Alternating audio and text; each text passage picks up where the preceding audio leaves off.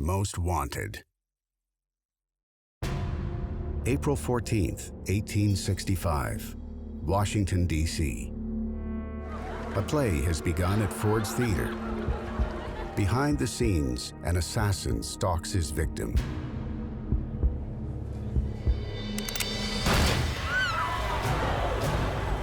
The shooter leaps to the stage. In Latin, he cries, "Thus always to tyrants," and then he flees. By morning, President Abraham Lincoln is dead. And the assassin, John Wilkes Booth, is the most wanted criminal in the United States.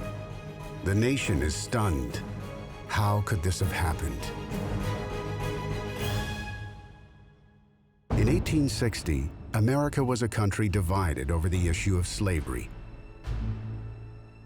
Abraham Lincoln was elected president with a vision opposing the expansion of slavery into the Western territories.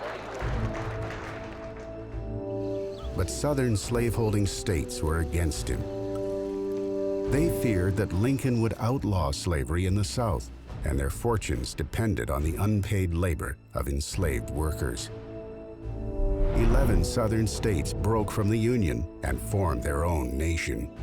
They called themselves the Confederate States of America, or the Confederacy. The country was now split in two. The stage was set for war, and the future of America was at stake.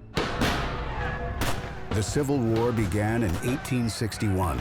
Over 3 million Union and Confederate soldiers joined the fight on American battlefields.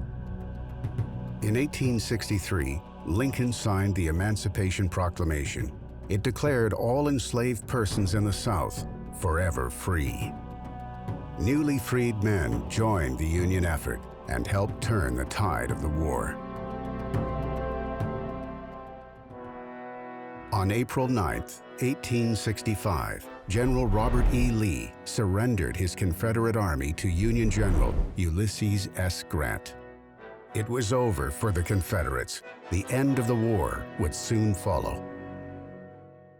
But some Confederates and their supporters could not accept the defeat.